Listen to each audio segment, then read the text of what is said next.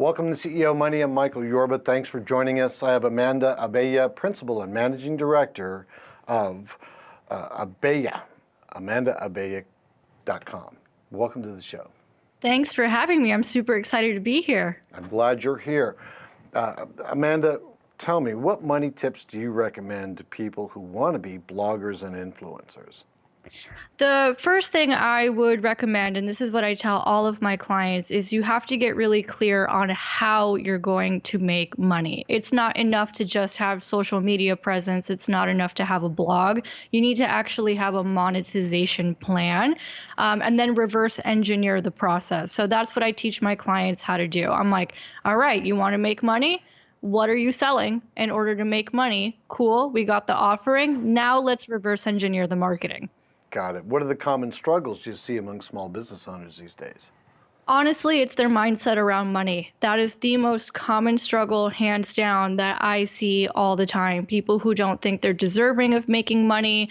They have very loose boundaries, which then causes them to lose money.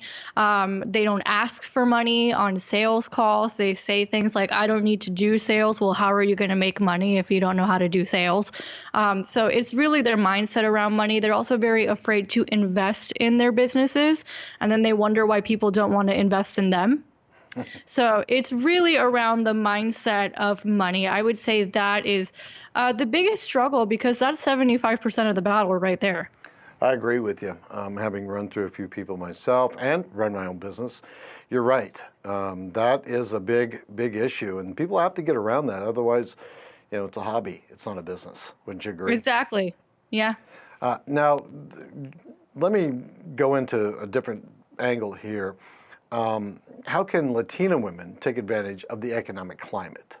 Well, Latina women are actually starting businesses pretty quickly. And one of the reasons is because for us, there is a very strong importance placed on family. So I remember being 22 years old and my mother having a conversation with me, a very frank conversation where she's like, you better figure out how to make money on your own so that you have the flexibility to be there for your family. That is what comes first. And that is actually what planted the seed for me to really run my own business so that I would have that flexibility when I do choose to have a family. So we already have the driving factor. I think it's a matter of learning the skill set. What are you selling? How to negotiate? How do you ask for the money? How do you build the systems and the structures in place so you can have that flexibility? And I think another advantage that Latina women have, and this is something I talk about very openly, is we are very well aware of the amount of access we have in the United States, access to very basic things like the internet. And we understand the advantage that we have, because a lot of times the countries that we come from, my family's Cuban. So my family in Cuba doesn't have access to the internet like I do. So the way I see it, I'm like, well, if I have access to this thing that is so basic in the United States, I'd better learn how to leverage it to make some money, because I have a golden opportunity right in front of me. 100%. What about small businesses? The owners. What should they be looking for in their market research? They really need to be looking at not just what problems are going on with the market, but what are the emotional blocks that are in the way of getting them, that are blocking them from purchasing, right? So everyone says I can't afford it, right? You already said you run your own business, so you probably heard that a million times. And you and I both know, being business owners ourselves, that 95% of the time it's not true. There's something else going on. So we, as business owners, when we're doing our market research, we need to go a little bit below the surface. Don't just take an answer as like face value. Really find out what's going on in these people's lives, and that'll help dictate your marketing. Why is it important to have multiple sources of income? I mean, it's common sense, but I want to hear from you. Ooh, speaking as someone who graduated during the Great Recession, as speaking as someone who was a recruiter and used to interview people for jobs all the time, you can't rely on one source of income, because if you're relying on that one source and that one source dries up, you're basically up the creek without a paddle. And what a lot of people don't realize is that you really don't have as much control as you think, right? So one source of income could be going great. So for example, I was a freelance writer for many years. I did content marketing for major financial institutions. But if I had a bad month, right, because they just weren't looking for content marketing, well, I'd better find a way to make some money, which is why I was also always a consultant at the same time. Good answer. How can someone increase their chances of building a career as an influencer in 2018 and 2019? Get help, and also strike while the iron is hot, because the reality of the situation is we don't know where this influencer marketing is going.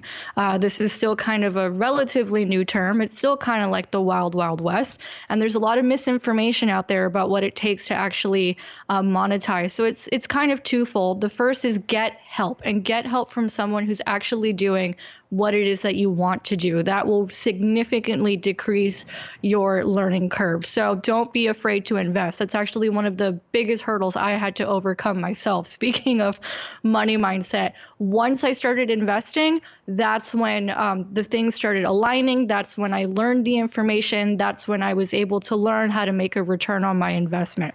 So invest in people who are doing what it is that you want to be doing and can actually teach you how to build a business as an influencer. And the other thing is, you better do it quickly, because we don't know how long this is going to last. That's right. All right. What about your book?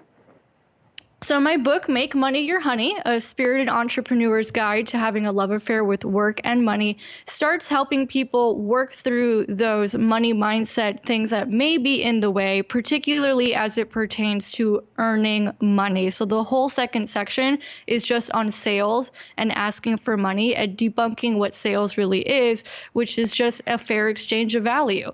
You have a problem, I have the solution to the problem. We're going to do an exchange here. I give you the information and the solution to the problem, and you give me money. That's all it is. So the whole second section is just on that. We also cover productivity tips so that you get the most out of your day as an entrepreneur. And of course, we cover money mindset. I share a lot of my favorite tools, tips, and techniques to make sure that my money mindset, which is like a muscle, ultimately at the end of the day, is always performing as best as it can, because at the end of the day, we're human and we get affected by things. So it's our job to make sure that we have those tools at our disposal so that we can get right back to work. Beautiful. Amanda, thanks for being a guest on the show. Oh, thank you so much for having me. It was my pleasure. Mine too. All right, you've been watching CEO Money with Michael Yorba. Like us on Facebook, follow us on Twitter, and subscribe to our YouTube channel.